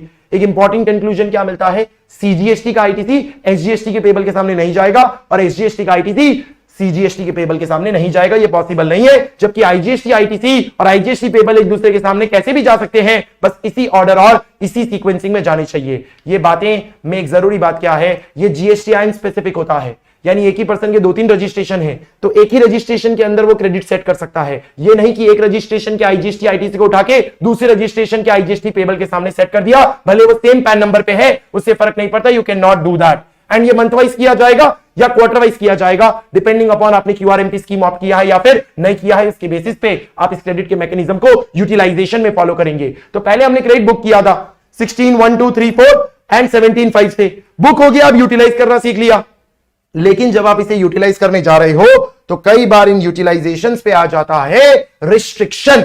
रिस्ट्रिक्शन मतलब हम आपको यूटिलाइज करने नहीं देंगे, रोक देंगे अगर रूल 86A में कवर हो गए तो, या रूल 86B में कवर हो गए तो। अब एग्जाम के एंगल से रूल 86A तो एकदम थियरी रूल है, जिस रूल 86A के अंदर लिखा हुआ है कि अगर कमिश्नर को ऐसा लगा या कमिश्नर द्वारा ऑथराइज किए गए ऑफिसर को ऐसा लगा जिसकी रैंक असिस्टेंट कमिश्नर से नीचे नहीं होगी और उसके पास ये रीजंस टू बिलीव है कि जो आपका आईटीसी है, जो आपने बुक किया हुआ है, वो फ्रॉडुलेंटली लिया है आपने या अवेलेबल नहीं था और फिर भी ले लिया है किसी कारण की वजह से, तो सिचुएशन में आपके आईटीसी के यूटिलाइजेशन को हम रेस्ट्रिक्ट कर देंगे, रोक देंगे कि हम यूटिलाइज करने नहीं देंगे। यानी ऑफिसर आपको नोटिस भेज के रोकेगा। जनरली इसके 5 कारण दिए हुए हैं जिसके बेसिस पे ऐसा ऑफिसर करेगा, not below the rank of assistant commissioner या फिर कमिश्नर लेवल का पर्सन ऐसा करेगा तब जब रजिस्टर्ड पर्सन जिसने क्रेडिट अवेल किया है वो ऐसे इनवॉइसेस या डेबिट नोट्स पे किया है जो एक ऐसे सप्लायर ने इशू किया है जो है ही नहीं इस दुनिया में, या फिर वो अपने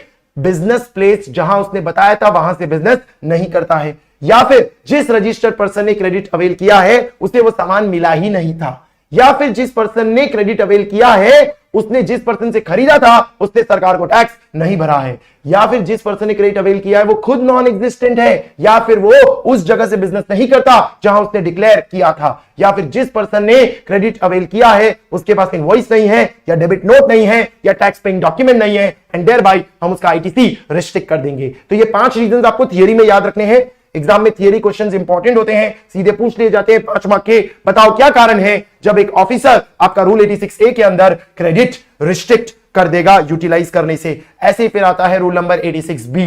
रूल 86B बड़ा सिंपल सा रूल है जो ये कहता है कि हम रिस्ट्रिक्शन ऑफ आईटीसी जो आपके क्रेडिट लेजर में दिख रहा है उसे यूज करने पे रोक लगा देंगे। कब रोक लगाएंगे?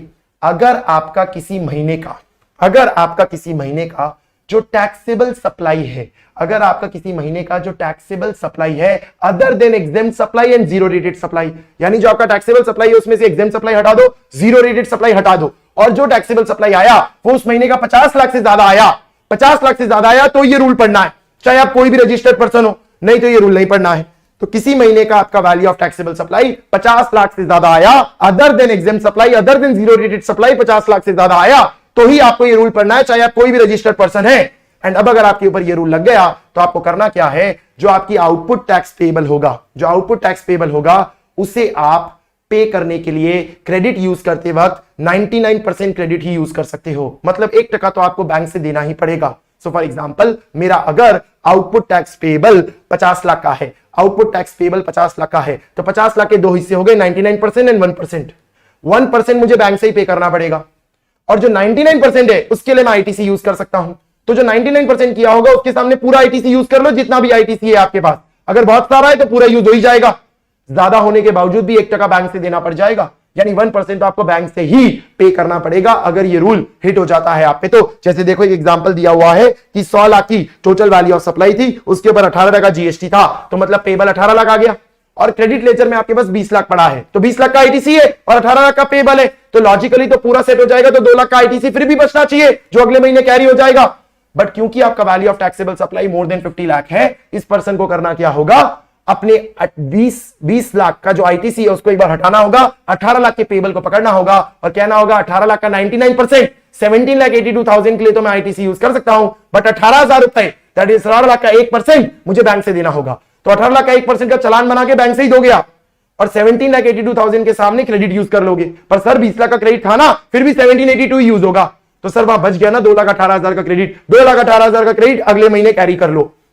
यानी क्रेडिट होने के बावजूद आपके क्रेडिट का रिस्ट्रिक्शन कर दिया गया, क्योंकि रूल नंबर 86B लग गया आपके ऊपर। अब गवर्नमेंट ने कहा रूल 86B वैसे तो सब पे लगेगा, जिसके लिए हमने एक कंडीशन सैटिस्फाइड बोली, लेकिन हमने कुछ 5 एक्सेप्शंस बनाए हुए हैं। अगर इस 5 में फिट हो गए तो रूल 86B नहीं लगेगा, भले आपकी value of taxable supply 50 lakh से ज्यादा है, कोई फर्क नहीं पड़ता।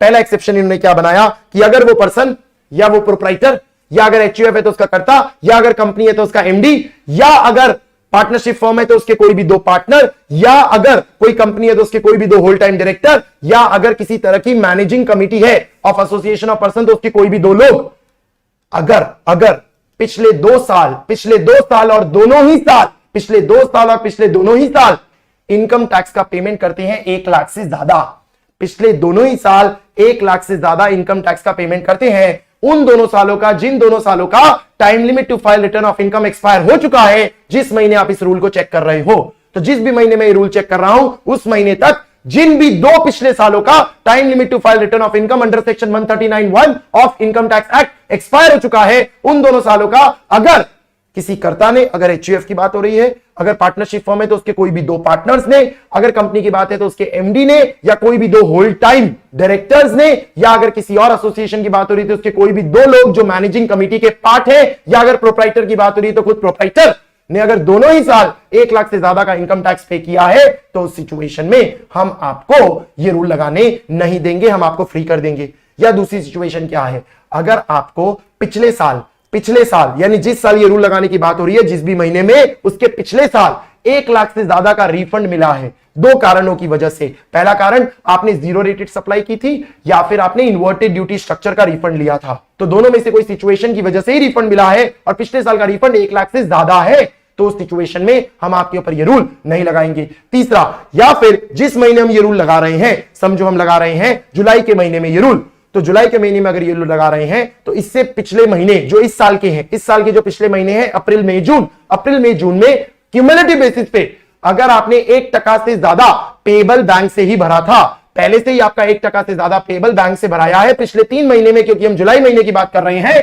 तो जुलाई महीने में यह रूल आपके ऊपर नहीं लगाया जाएगा। यानी जिस भी महीने की बात कर रहे हो उस महीने के पिछले, उसी साल के जितने भी महीने हैं उसका क्यूमुलेटिव देखना है कि क्या 1% से ज्यादा आपने बैंक से पे किया था, अगर हां तो रूल नहीं लगेगा। तो इसका मतलब किसी भी साल के अप्रैल महीने में तो ये रूल लगेगा ही नहीं, क्योंकि अप्रैल महीने में तो पिछला कोई महीना होगा ही नहीं, तो उस सिचुएशन में तो आप एक्सेप्शन के अंदर आराम से रहेंगे, वो तो आपको ध्यान में रखना ही है। इसके अलावा चौथी हमारी कंडीशन क्या हो गई, चौथा एक्सेप्शन क्या हो गया कि अगर आप गवर्नमेंट डिपार्टमेंट है, पीएसयू है, लोकल अथॉरिटी है या स्टैट्यूटरी बॉडी है, तो उस केस में आपको यहां एक्सेप्शन मिल जाएगा, कुछ फॉलो करने की जरूरत नहीं है। और पांचवा एक्सेप्शन क्या है कि आपने कमिश्नर को रिक्वेस्ट की और बोला भाई मैं इस 4 एक्सेप्शन में नहीं हूं, पर प्लीज मेरे ऊपर ये रूल मत लगाओ, चेक कर लो सारी चीजें जेन्युइन ही है, आपको ऐसा क्यों लग रहा है मैंने ओवर बिलिंग की और आईटीसी वगैरह लिया है, आपको गलत लग रहा है, ऐसा मत करो, और कमिश्नर ने ओके कर दिया तो आपको फ्री कर दिया जाएगा रूल नंबर 86B से। तो ये थियरी में अभी रिसेंटली पूछा गया था नवंबर 2022 के पेपर में, एंड जनरल ट्रेंड होता है अगर कुछ एकदम रिसेंटली पूछा गया है तो वह आने वाले 1-2 अटेम्प्ट्स में आने के चांसेस कम होते हैं। तो ये एक्सेप्शंस को ऊपर ऊपर से भी ध्यान में रखोगे तो भी चलेगा, एग्जैक्टली ध्यान में रखने की जरूरत नहीं है। ये हमारा रूल नंबर 86A और रूल नंबर 86B कवर हो गया, जिसके साथ हमारा जो एक पहला डिस्कशन था वो पूरा का पूरा कंप्लीट हो जाता है। नाउ अब हम आ जाते हैं सेक्शन नंबर 17 के डिस्कशन में, जिसमें हम अपोर्शनमेंट की बात करते हैं। अब ऐसे तो सेक्शन 17 बहुत बड़ा है, पर आपके लिए खाली सिलेबस में क्या बोला है कि अगर बैंक फाइनेंशियल इंस्टीट्यूशन एनबीएफसी है तो अपोर्शनमेंट कैसे होता है वो जानो, जिसमें एक तरीका क्या होता है प्रोरेटा करना। प्रोरेटा करना मतलब कितना टैक्सेबल है कितना एग्जेम्प्ट है उसके हिसाब से आईटीसी मिलेगा।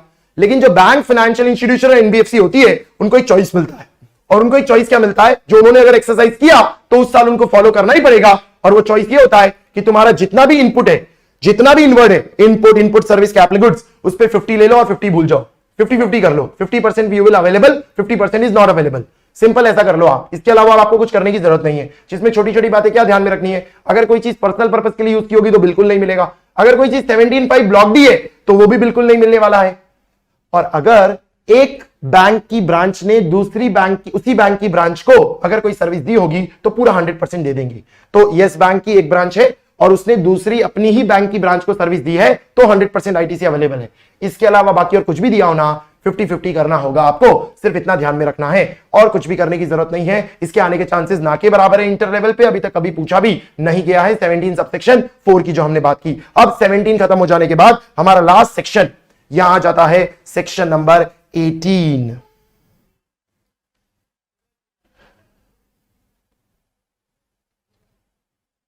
जस्ट अ सेकेंड,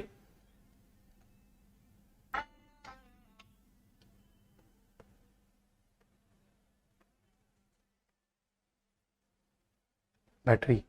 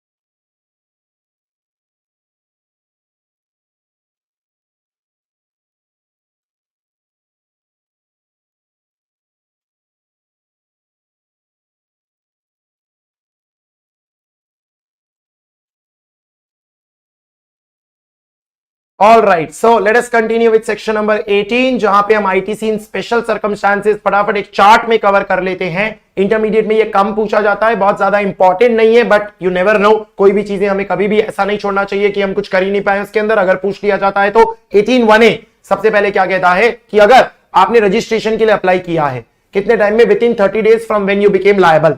तो आप जिस भी दिन लायबल हुए वहां से 30 दिन में आपने रजिस्ट्रेशन के लिए अप्लाई किया और आपको रजिस्ट्रेशन मिल गया, आपको रजिस्ट्रेशन मिल गया। तो ऐसी सिचुएशन में एक प्रॉब्लम क्या होगी आपके लिए कि आपने कुछ सामान ऐसा होगा जो रजिस्ट्रेशन मिलने के पहले खरीदा होगा और बेचा कब होगा, रजिस्ट्रेशन मिलने के बाद। तो ऐसी सिचुएशन में जब आपने खरीदा तब तो आपको आईटीसी मिला नहीं, क्योंकि तब तो आप रजिस्टर्ड थे नहीं, लेकिन जब बेच रहे हो तब पेबल तो आ रहा है। तो ऐसी सिचुएशन में गवर्नमेंट ने 18(1)(a) बनाया और कहा कि जितना भी इनपुट आपके स्टॉक में पड़ा होगा या जितना भी इनपुट भले वर्क इन प्रोग्रेस फॉर्म में होगा या फिर फिनिश गुड्स के फॉर्म में होगा, फॉर्म मैटर नहीं करता, हम उसका क्रेडिट दे देंगे।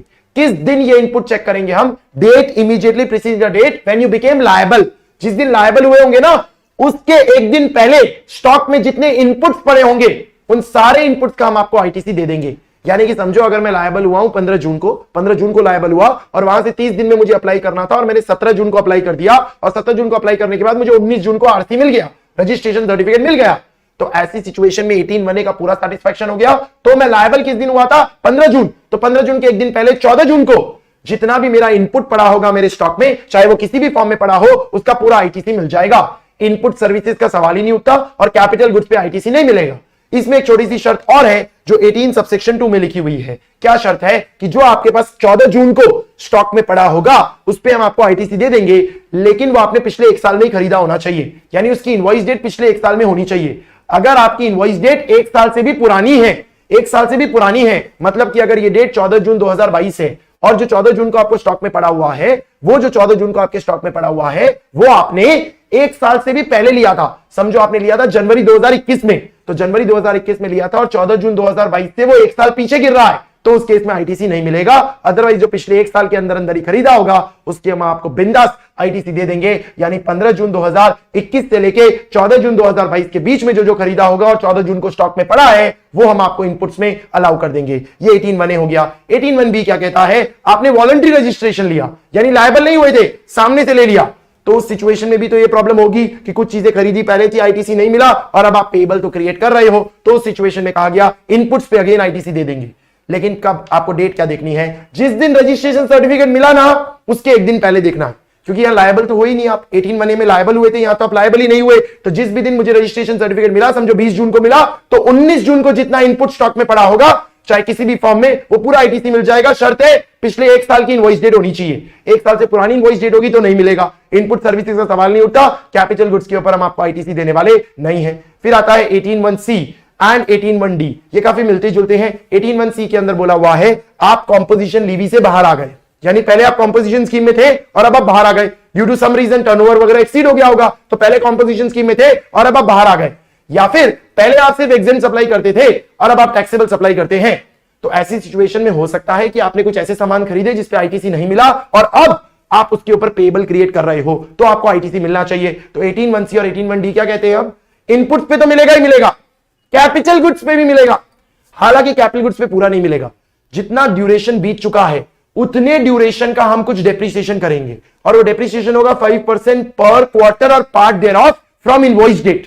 तो अगर समझो मैं यहां पर ऐसा कहता हूं कि जिस दिन मैं कॉम्पोजिशन स्कीम से बाहर आया, जिस दिन मैं कॉम्पोजिशन स्कीम से बाहर आया वो डेट 15 जून है, या जिस दिन एग्जेम्प्ट सप्लाई से मैं टैक्सेबल सप्लाई करने लग गया वो डेट 15 जून है, तो मुझे 14 जून के दिन, the date immediately preceding the date when you became liable to pay tax as per section 9, या date immediately preceding the date when you became taxable, तो 15 जून को बनाना, तो 14 जून को स्टॉक में जितना इनपुट है वो तो पूरा का पूरा आईटीसी ले लोगे अगर पिछले एक साल में खरीदा होगा तो, और 14 जून को जितना भी कैपिटल गुड आपके स्टॉक में पड़ा होगा उस कैपिटल गुड पे भी हम आईटीसी देंगे। लेकिन ये कैपिटल गुड्स आपने जब भी खरीदा है वहां से 5% पर क्वार्टर और पार्ट देयर ऑफ का डेप्रिसिएशन प्रोवाइड करने के बाद जो बचा होगा उतना ही हम आपको आईटीसी देंगे। तो समझो 14 जून को एक कैपिटल गुड्स आपके पास पड़ी हुई है जिसके ऊपर जीएसटी का, जब आपने परचेज किया था तो 10,000 रुपए का जीएसटी लगा था, और समझो ये आपने खरीदा था 6 जनवरी को, तो 6 जनवरी आपने 2023 को खरीदा था और 14 जून 2023 को आप आईटीसी लेना चाहते हैं, क्योंकि वो डेट को आपको कहा गया आईटीसी मिल जाएगा 18(1)(c) और 18(1)(d) में। तो आपने 6 जनवरी से लेकर 14 जून देखना है, जिसमें 6 जनवरी में जनवरी फरवरी मार्च एक क्वार्टर माना जाएगा, क्योंकि जनवरी फरवरी मार्च इज 1 क्वार्टर, एंड अप्रैल मई जून में 14 जून तक हो गया तो अप्रैल मई जून एक और क्वार्टर माना जाएगा, यानी टोटल 2 क्वार्टर हो गए। तो 5% पर क्वार्टर के हिसाब से 10% लेस कर दोगे, 10,000 माइनस 10% करके 9,000 आएगा, 9,000 का आईटीसी आपको मिल जाएगा। तो 14 जून के दिन आप 9,000 का आईटीसी ले सकते हो। इनपुट्स तो आराम से ही ले सकते हो आप, उस पर तो पूरा का पूरा ही अवेलेबल होता है, even in 18(1)(c) and 18(1)(d), यानी 18(1)(a) और 1(b) में आपको सीजी पे नहीं मिल रहा था, कैपिटल गुड्स पे नहीं मिल रहा था, सी और डी में मिल रहा है। देन उसके बाद एक 18 सबसेक्शन 4 की सिचुएशन है, opposite of 18(1)(c) and 18(1)(d).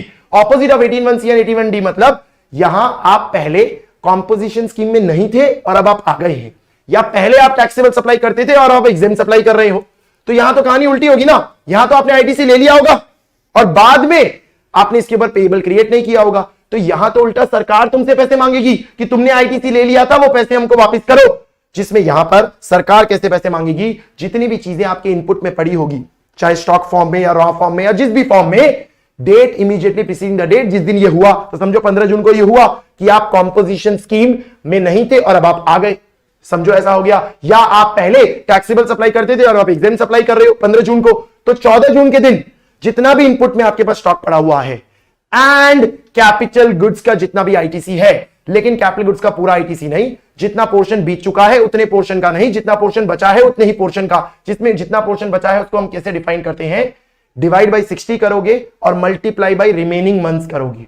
Divide by 60 और मल्टीप्लाई बाई रिमेनिंग मंथ्स। इसका मतलब जीएसटी में किसी भी कैपिटल गुड्स की लाइफ 5 साल की मानी जाती है, इसलिए डिवाइड बाई 60 कर रहे हैं इंटू रिमेनिंग मंथ्स। यानी अगर समझो मैंने आज से 5 महीने पहले कोई कैपिटल गुड्स खरीदे थे, 5 महीने पहले कैपिटल गुड्स खरीदी थे, तो एक बार में पूरा आईटीसी ले लिया होगा, पूरा आईटीसी ले लिया होगा। पर अब मैं आ गया हूं कंपोजिशन स्कीम में, या मैं एग्जाम सप्लाई करने लग गया हूं, तो 14 जून को जब मैंने 5 महीने पहले सारा आईटीसी ले लिया होगा तो 5 महीने का इस्तेमाल तो ओके है, लेकिन जो बाकी बचा हुआ 55 महीने का बैलेंस है, 55 मंथ का बैलेंस है, वो तो आपको रिवर्स करना चाहिए अब। तो दैट इज वाई जितना भी आईटीसी ऑन कैपिटल गुड्स होगा, समझो 10,000, तो 10,000 इंटू 55 डिवाइड बाई 60 करके जो अमाउंट आएगा वो आपको अब सरकार को पे करना पड़ेगा।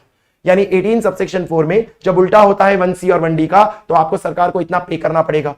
अब पे करना पड़ेगा मतलब अगर क्रेडिट लेजर में कुछ नहीं है तो पे करोगे, बट अगर क्रेडिट लेजर में समझो पहले से पैसा पड़ा है तो जितना पड़ा है वो खाली हट जाएगा ना, कुछ पे थोड़ी करना पड़ेगा। फॉर एग्जांपल आपने इस सेक्शन के हिसाब से निकाला कि पे करना पड़ेगा 1 लाख और आपके क्रेडिट लेजर में पड़ा है 60,000, तो आप सरकार को क्या बोलोगे, देख 1 लाख देना था, 60 तो पड़ा ही है, तो 40 देके मैटर क्लोज कर, 40 देके मैटर क्लोज हो जाएगा। समझो आपके क्रेडिट लेजर में 1.5 लाख पड़ा था, 1.5 पड़ा था और आपको 1 ही देना था, तो उस सिचुएशन में आप कहोगे कि भाई क्रेडिट लेजर में से 1 यूज हो गया तो भी 50 बच गए, अब उस 50 का क्या होगा, लैप्स हो जाएगा, भूल जाओ, क्योंकि अब आप क्या करने लग गए हो, एग्जाम सप्लाई, या आप किसमें आ गए हो, कंपोजिशन स्कीम, तो पूरा का पूरा क्रेडिट लेजर भूल जाओ। और क्रेडिट लेजर में कुछ पड़ा ही नहीं है और 1 लाख का पेमेंट करना है, तो 1 लाख आपको बैंक से पे करना पड़ेगा और कोई ऑप्शन अवेलेबल नहीं है। ये एक सिचुएशन हो गई। नेक्स्ट एक सिचुएशन होती है, कॉन्स्टिट्यूशन चेंज हो गया, जैसे मर्जर हुआ, अमालगमेशन हुआ, अब्जॉर्प्शन हुआ, तो कैसे क्रेडिट का मैकेनिज्म वर्क करेगा। अगर ए लिमिटेड को बी लिमिटेड ने खरीद लिया, तो जब बी लिमिटेड ने ए लिमिटेड को खरीदा, तो जो आईटीसी ए लिमिटेड के पास पड़ा था वो बी लिमिटेड कैरी कर सकता है, वो बी लिमिटेड को भी कंटिन्यू किया जाएगा, ये 18 सबसेक्शन 3 में लिखा है। अगर कोई यूनिट का डीमर्जर हो गया, ए लिमिटेड से वो 2 में कन्वर्ट हो गई, बी और सी, तो जो ए लिमिटेड का है, ए लिमिटेड का अमाउंट है, वो ए लिमिटेड का अमाउंट बी लिमिटेड और सी लिमिटेड दोनों कैरी कर सकते हैं। पर किस रेशियो में कैरी करेंगे, क्योंकि ए लिमिटेड का जो अमाउंट है वो टूट के अब बी और सी में जाएगा, तो किस रेशियो में जाएगा, उस रेशियो में जाएगा जिस रेशियो में एसेट्स बांटी गई होगी बी और सी को, in the ratio of assets of the new units. तो अगर बी को गई होगी 50 लाख की एसेट्स और सी को गई होगी 60 लाख की एसेट्स, तो जो आईटीसी ए के पास होगा वो 5:6 के रेशियो में बांट दिया जाएगा और बी और सी उसे कैरी कर लेंगे। देन लास्ट आता है 18 सबसेक्शन 6, ये प्रैक्टिकल लाइफ में बड़ा जरूरी होता है। 18 सबसेक्शन 6 क्या है, अगर आपने कैपिटल गुड्स का रिमूवल किया या प्लांट एंड मशीनरी का रिमूवल किया जिसपे कभी आईटीसी लिया था, अगर आपने कैपिटल गुड्स का रिमूवल किया या प्लांट एंड मशीनरी का रिमूवल किया जिसपे आईटीसी लिया था, तो ऐसी सिचुएशन में आपको 2 अमाउंट्स निकालनी होगी और दोनों में से विच एवर इज हायर सरकार को पे करना पड़ेगा। 2 अमाउंट्स निकाल के दोनों में से विच एवर इज हायर आप गवर्नमेंट को पे करेंगे। 2 अमाउंट आप क्या निकालेंगे, पहली तो जो ट्रांजेक्शन वैल्यू पे आपने रिमूव किया इनटू रेट ऑफ ड्यूटी, जिस ट्रांजेक्शन वैल्यू पे रिमूव किया इनटू रेट ऑफ ड्यूटी, और दूसरा क्या, जितना आईटीसी आपने लिया था जब भी अवेल किया था -5% पर क्वार्टर और पार्ट देयर ऑफ का डिप्रीशिएशन देने के बाद जो आईटीसी आएगा, इन दोनों में से विच एवर इज हायर।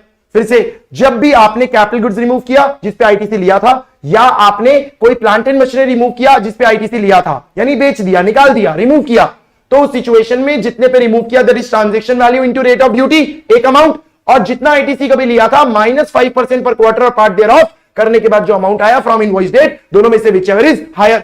हालांकि इसका एक एक्सेप्शन है। एक्सेप्शन क्या है, अगर रीफैक्टरी मटेरियल है या जिग्स है या ब्रिक्स है या मोल्ड्स है जिसको एज स्क्रैप निकाला है, जिसको एज स्क्रैप निकाला है, तो ऐसी सिचुएशन में खाली transaction value into rate of duty ही करना है, आईटीसी -5% वाला काम नहीं करना। पहली बात, मोल्ड्स होना चाहिए, डाइज होना चाहिए, जिग्स, टूल्स, फिक्सचर्स होनी चाहिए, और दूसरी बात एज स्क्रैप निकाला होना चाहिए। दोनों बातें पूरी होगी तो ही उस सिचुएशन में हम transaction value into rate of duty करने वाले हैं। फटाफट एक बार कॉम्पोजिशन वाली बात मैं फिर से बता देता हूं। कॉम्पोजिशन वाली बात एक स्टूडेंट ने पूछा है, कॉम्पोजिशन वाली बात फिर से कर लो, तो मैं 18 सबसेक्शन 4 अज्यूम कर रहा हूं, आप 18 सबसेक्शन 4 पूछ रहे हो। समझो मैं साल 21-22 में कॉम्पोजिशन स्कीम में था, साल 21-22 में कॉम्पोजिशन स्कीम में नहीं था, साल 21-22 में कॉम्पोजिशन स्कीम में नहीं था, और 22-23 में मैंने कॉम्पोजिशन स्कीम ऑप्ट की है। तो मैंने किस दिन कॉम्पोजिशन स्कीम ऑप्ट की है, 1/4/22 को ऑप्ट की है, मैंने 1/4/22 को ऑप्ट की है। तो जब मैंने 1/4/22 को ऑप्ट की तो अब मुझे क्या कहा गया, 31/3/22 को, 31/3/22 को मतलब date immediately preceding the date when you opted composition scheme, जिस दिन आपने कॉम्पोजिशन स्कीम ऑप्ट की उसके एक दिन पहले। तो अगर मैंने 1/4/22 को ऑप्ट की तो 31/3/22 को मेरे स्टॉक में जितने भी इनपुट्स हैं उसका टोटल लगाना है मुझे, प्लस मेरे पास जो भी कैपिटल गुड्स पड़े हैं उसको इनटू जितने महीने बचे हैं उस कैपिटल गुड्स के जीवन के, उससे मल्टीप्लाई करना है, डिवाइड बाई 60। तो अगर मैंने कोई कैपिटल गुड्स समझो जनवरी में खरीदा था और ये 31 मार्च की हम बात कर रहे हैं, तो जनवरी फरवरी मार्च कितने महीने बीत गए? 3। तो रिमेनिंग मंथ्स कितने हो गए? 57। तो जो भी आईटीसी ऑन कैपिटल गुड्स है इनटू 57 डिवाइड बाई 60। इस तरह से सारे इनपुट्स और कैपिटल गुड्स की ITC into remaining months divide by 60 करके जो अमाउंट होगा वो अमाउंट मुझे सरकार को पे करना पड़ेगा। अब वो अमाउंट जब मैं सरकार को पे करने जाऊंगा तो पहले मैं क्रेडिट लेजर चेक करूंगा। अगर क्रेडिट लेजर के अंदर पहले से कुछ अमाउंट पड़ी है तो वो मुझे पे नहीं करना पड़ेगा, सेट हो जाएगा। तो समझो क्रेडिट लेजर के अंदर 2 लाख रुपए पड़े हैं और मुझे 2.5 लाख पे करने थे, तो 2 लाख सेट हो जाएंगे, 50,000 मुझे पे करना पड़ेगा। और अगर क्रेडिट लेजर के अंदर 3 लाख पड़े हैं और मुझे 2.5 लाख पे करने हैं, तो 2.5 लाख सेट हो जाएगा, कुछ पे नहीं करना पड़ेगा, और जो 50,000 का क्रेडिट पड़ा है वो लैप्स हो जाएगा। This is an exception to the fact that credit lapse नहीं होता, क्योंकि जनरली तो क्रेडिट लैप्स नहीं होता, वो अमर होता है, लेकिन यहां एक्सेप्शन है कि वो आपका क्रेडिट लैप्स कर जाएगा। तो होपफुली आपको समझ में आ गया होगा सेक्शन नंबर 18 कैसे वर्क करता है। हमने क्विकली पूरा सेक्शन नंबर 18 समराइज कर लिया, जिसके साथ पूरा इनपुट टैक्स क्रेडिट का भी हमारा चैप्टर कंप्लीट हो चुका है। यानी हमने प्रीवियस सेशन में time of supply and value of supply cover कर लिया था, और इस सेशन में पूरा आईटीसी कवर कर लिया, जिससे जो हमारा मेन क्वेश्चन नंबर 1 बनता है वो बहुत हद तक स्मूथ हो जाना चाहिए, क्योंकि यूटिलाइजेशन पे भी हमारा फोकस होना चाहिए जब हम उस क्वेश्चन को सॉल्व करते हैं, जिसमें it is very important students कि आप पूरा फुल क्वेश्चन प्रैक्टिस करें। एंड दैट इज वाई एक फुल क्वेश्चन कैसे किया जाता है, उसके लिए हमने पहले से ही अपने चैनल पे एक फुल क्वेश्चन कॉम्प्रिहेंसिव अपलोड किया हुआ है, जिसे आप देखें। हम ये नहीं कह रहे क्वेश्चन नंबर 1 में सिर्फ यही 3 चैप्टर से आता है, थोड़ा बहुत कंपोजिट मिक्स सप्लाई भी आता है, थोड़ा बहुत एग्जिबिशन भी आता है, सब लिंक किया जाता है उसके अंदर, बट मेजॉरिटी जो चीजें होती है वो वैल्यूएशन और हमारी आईटीसी से ही जुड़ी हुई होती है। तो पहले ये चैप्टर का ग्रिप होता है, तभी उन क्वेश्चंस को आप सॉल्व कर पाते हैं। इस तरीके से हम नेक्स्ट सेशन में मिलेंगे टू कवर मोर चैप्टर्स, जैसे कि हमारा जो थियरी पार्ट होता है जीएसटी में वो काफी इंपॉर्टेंट होता है। रिटर्न का चैप्टर, पेमेंट का चैप्टर, इससे थियरी पूछी जाती है, तो हम कॉम्प्रिहेंसिवली थियरी भी कवर करने की कोशिश करेंगे, ताकि आपको वो ध्यान में रखना इजी हो जाए। तो होपफुली आपको पूरा क्लियरली समझ में आ गया है, एंड टू एंड पूरा का पूरा समझ में आ गया है। पढ़ते रहें और किसी भी हालत में दिमाग में ये आने ना दें कि मुझसे नहीं हो रहा है, मुझसे नहीं होगा। कोशिश करते रहें, मेहनत करते रहें, आपको डेफिनेटली रिजल्ट्स मिलेंगे। It is all about the process, keep this काम एंड कूल। आपको फायदा जरूर मिलेगा उस चीज का, बिकॉज यहां बहुत सिंपल है, सब एक ही तरह की रेस में दौड़ रहे हैं। जो अपना कंपोजर मेंटेन करेगा, काम रहेगा, वो अपने आप ही आगे निकल जाएगा और रिजल्ट्स में उसके बेहतर रिजल्ट्स आएंगे। तो हम फिर मिलेंगे इसी तरीके से नेक्स्ट वीडियो सेशन में। Till then, take care, have a nice day.